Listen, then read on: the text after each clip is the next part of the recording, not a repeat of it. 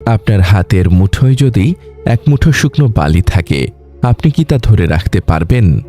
আপনি যত শক্ত করেই মুঠি বাঁধুন না কেন, আঙুলের ফাঁক গলে সেই বালুকণারা ঠিকই ঝরে পড়বে একটার পর একটা, যতক্ষণ না আপনার হাত শূন্য হয়ে যায়। আমাদের জীবনটাও ঠিক তাই। আমাদের আয়ু, আমাদের সময়, তাও সেই মুঠো করা বালির মতো। প্রতিটা সেকেন্ড, প্রতিটা মিনিট, প্রতিটা দিন আমাদের হাত থেকে ঝরে পড়ছে। আমরা হয়তো ভাবছি আমাদের হাতে এখনো অনেক সময় আছে। আমরা হয়তো দুনিয়ার কোলাহলে এতটাই মগ্ন যে সেই ঝরে পড়া বালুকণার শব্দ আমরা শুনতেই পাচ্ছি না। আমরা হয়তো ব্যস্ত আছি ভবিষ্যতের পরিকল্পনা নিয়ে, অতীতের আফসোস নিয়ে, কিন্তু বর্তমানের এই যে মুহূর্তটা, যা এইমাত্র অতীত হয়ে গেল, তার হিসাব কি আমরা রাখছি?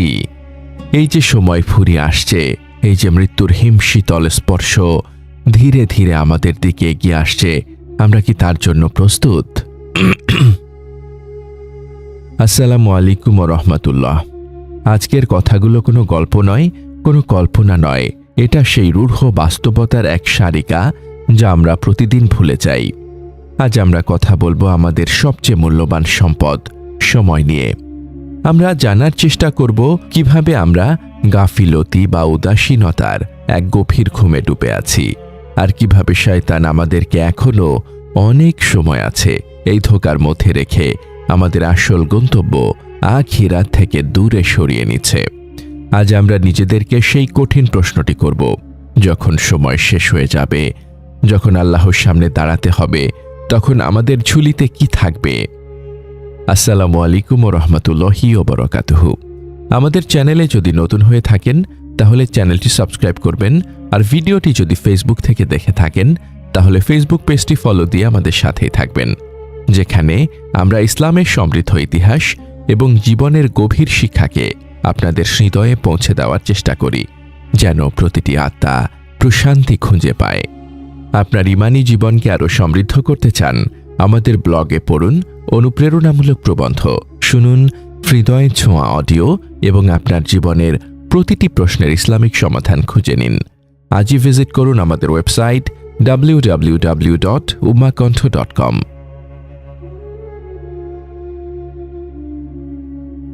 আল্লাহ তাআলা পবিত্র কোরআনে সময়ের কসম খেয়েছেন। তিনি বলেছেন, ওয়াল আসর ইন্নাল ইনসানা লাফি খুসর। কসম সময়ের, নিশ্চয়ই মানুষ ক্ষতির মধ্যে নিমজ্জিত। সূরা আল আসর আয়াত 1 থেকে 2। একবার ভাবুন, যিনি সময়ের স্রষ্টা, তিনি নিজেই সময়ের কসম খেয়ে বলছেন, আমরা সমস্ত মানবজাতি এক ভয়ঙ্কর ক্ষতির মধ্যে, এক দেউলিয়াপনার মধ্যে ডুবে আছি। কেন? কারণ আমাদের মূলধন, অর্থাৎ আমাদের আয়ু বা সময়, তা প্রতি মুহূর্তে কমে যাচ্ছে। বরফ যেমন প্রতি মুহূর্তে গলে গলে শেষ হয়ে যায়, আমাদের জীবনটাও ঠিক সেভাবেই গলে যাচ্ছে। আমরা ভাবছি আমরা দিন দিন বড় হচ্ছি, কিন্তু আসলে আমরা দিনকে দিন মৃত্যুর নিকটবর্তী হচ্ছি। আমরা সবাই এক ভয়ঙ্কর লোকসানের ব্যবসায় আছি। তবে কারা নেই? আল্লাহ পরের আয়াতেই বলেছেন, ইল্লাল্লাযীনা আমানু ওয়া আমিলুস সলিহাত ওয়া তাওয়াসাউ বিল হাক্কি ওয়া তাওয়াসাউ বিস সবর। কিন্তু তারা ব্যতীত যারা ঈমান এনেছে, নেক আমল করেছে এবং পরস্পরকে সত্যের উপদেশ দিয়েছে ও ধৈর্যের উপদেশ দিয়েছে। সূরা আল আসর আয়াত 3। এই 4টি গুণ ছাড়া আমরা সবাই ক্ষতিগ্রস্ত। আর এই 4টি কাজ করার জন্য কি প্রয়োজন? সময়। সেই সময় তো আমাদের হাত থেকে ফুরিয়ে যাচ্ছে। আমরা কেন এই ক্ষতির মধ্যে ডুবে আছি? কারণ আমরা এক ভয়ঙ্কর মোহে আচ্ছন্ন। আল্লাহ বলেন, আল হাকুমুত তাকাসুর হাত্তা জুরতুমুল মাকাবির। প্রাচুর্যের প্রতিযোগিতা তোমাদেরকে মোহাচ্ছন্ন করে রেখেছে, যতক্ষণ না তোমরা কবরে উপনীত হও। সূরা আত-তাকাসুর আয়াত 1 থেকে 2। আমরা এক অন্তহীন দৌড়ে ছুটছি। আরও বেশি টাকা, আরও বড় বাড়ি, আরও দামি গাড়ি, আরও বেশি খ্যাতি, আরও বেশি ফলোয়ার। আর এই আরও বেশি পাওয়ার প্রতিযোগিতা আমাদের এতটাই অন্ধ করে রেখেছে যে আমরা দেখতেই পাচ্ছি না আমাদের সময় ফুরিয়ে যাচ্ছে। আমরা কবরের দিকে ছুটে চলেছি। আমরা ভাবছি আরেকটু গুছিয়ে নেই, তারপর আল্লাহর পথে চলব। আরেকটু বয়স হোক, তারপর তাওবা করব। আর একটু ব্যস্ততা কমুক, তারপর নামাজ শুরু করব। এই আরেকটু এটাই হলো শয়তানের সবচেয়ে বড় ধোঁকা। সে জানে এই আরেকটু হয়তো কখনোই আসবে না। আর যখন সময়টা সত্যি ফুরিয়ে যাবে, যখন মৃত্যুর ফেরেশতা এসে দরজায় দাঁড়াবেন, তখন কেমন হবে আমাদের আকুতি। আল্লাহ কোরআনে সেই দৃশ্য তুলে ধরেছেন। সে বলবে, হে আমার রব, আমাকে যদি আপনি আরও কিছু কালের জন্য অবকাশ দিতেন, তাহলে আমি সাদাকা করতাম এবং সৎকর্মশীলদের অন্তর্ভুক্ত হতাম। সূরা আল মুনাফিকুন আয়াত 10। একবার ভাবুন, সেই চূড়ান্ত মুহূর্ত যখন মানুষ বুঝতে পারে তার সময় শেষ, তখন সে কি চায়? সে কি দুনিয়ার কোনো ভোগবিলাস চায়? সে কি তার পরিবার পরিজনের সাথে আরেকটু সময় কাটাতে চায়? না, সে চায় একটুখানি সময়, শুধু আরেকটু সময়। কেন? যেন আমি সাদাকা করতে পারি, যেন আমি নেককারদের অন্তর্ভুক্ত হতে পারি। কারণ সেই মুহূর্তে সে তার আসল চোখে দেখতে পায় এই দুনিয়ার কোনো কিছুরই আর কোনো মূল্য নেই। মূল্য আছে শুধু সেই নেক আমলের যা সে আল্লাহর জন্য পাঠিয়েছিল। কিন্তু আল্লাহ কি জবাব দেবেন?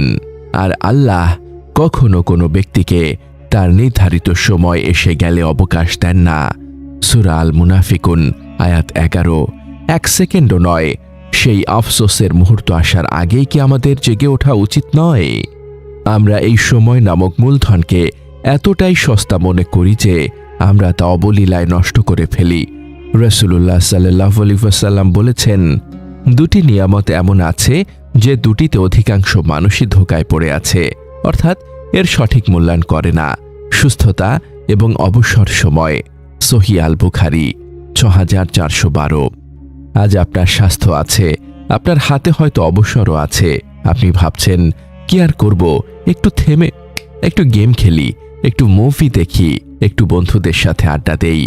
কিন্তু আপনি বুঝতেও পারছেন না, আপনার এই অবসর সময় নামক হীরাগুলো আপনি কাচের দামে বিকিয়ে দিচ্ছেন। কিয়ামতের দিন যখন এই প্রতিটি সেকেন্ডের হিসাব নেওয়া হবে, তখন আপনি বুঝতে পারবেন কত বড় ক্ষতি আপনি করে ফেলেছেন। রাসূলুল্লাহ সাল্লাল্লাহু আলাইহি ওয়াসাল্লাম আমাদেরকে এই হিসাব সম্পর্কেও সতর্ক করেছেন। তিনি বলেছেন, কিয়ামতের দিন কোনো বান্দার দুপা নড়তে পারবে না যতক্ষণ না তাকে চারটি, অন্য বর্ণনায় 5টি বিষয় প্রশ্ন করা হবে। তার জীবনকাল সম্পর্কে সে তা কিসে ব্যয় করেছে, তার যৌবনকাল সম্পর্কে সে তা কিসে ক্ষয় করেছে, তার ধন সম্পদ সম্পর্কে সে তা কোথা থেকে উপার্জন করেছে এবং কিসে ব্যয় করেছে, তার জ্ঞান সম্পর্কে সে অনুযায়ী সে কতটুকু আমল করেছে। সুনানে তিরমিজি 2417। হাদিসটি হাসান। দেখুন, আল্লাহ আপনার পুরো জীবন সম্পর্কে তো জিজ্ঞেস করবেনই, আলাদা করে আপনার যৌবনকাল সম্পর্কেও জিজ্ঞেস করবেন। কেন? কারণ যৌবনকাল হলো আমাদের জীবনের বসন্ত। এই সময়ে আপনার শক্তি থাকে, সামর্থ্য থাকে, ইবাদত করার তেজ থাকে। এই মূল্যবান সময়টা আপনি আল্লাহর অবাধ্যতায় কাটিয়ে দিলেন নাকি তার আনুগত্যে, তার হিসাব অবশ্যই দিতে হবে। তাহলে উপায় কি? কিভাবে আমরা এই গাফিলতির ঘুম থেকে জাগব?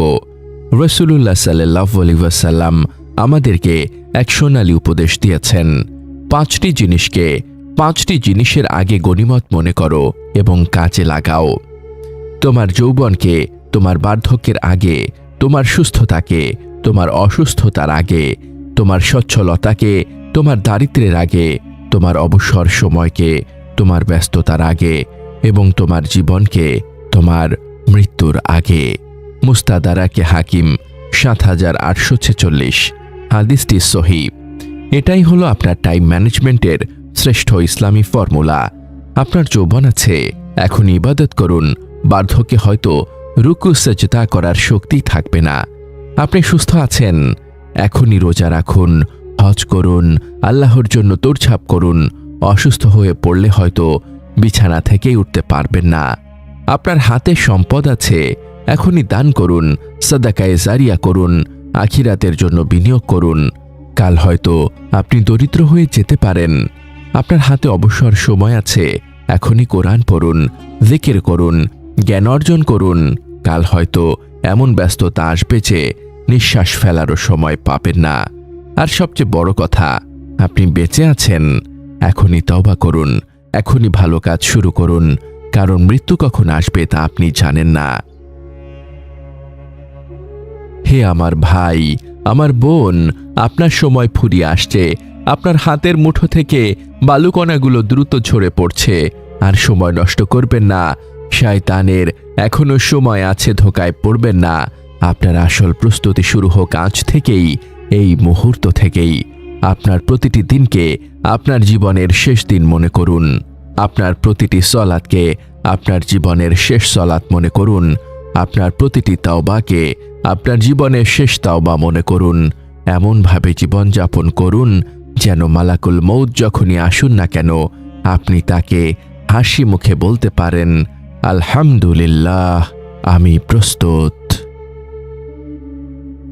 আমাদের এই মহৎ বার্তা ছড়িয়ে দিতে এবং ইসলামের আলোকে প্রতিটি হৃদয়ে পৌঁছে দিতে অনুগ্রহ করে চ্যানেলটি সাবস্ক্রাইব করুন এবং বেল আইকনটি প্রেস করুন। আমাদের ফেসবুক পেজ ফলো করে উম্মাহ কণ্ঠ পরিবারের একজন সদস্য হয়ে যান। আর আমাদের ইসলামিক ব্লগ ও রিসোর্স পেতে ভিজিট করুন আমাদের ওয়েবসাইট www.ummahkontho.com।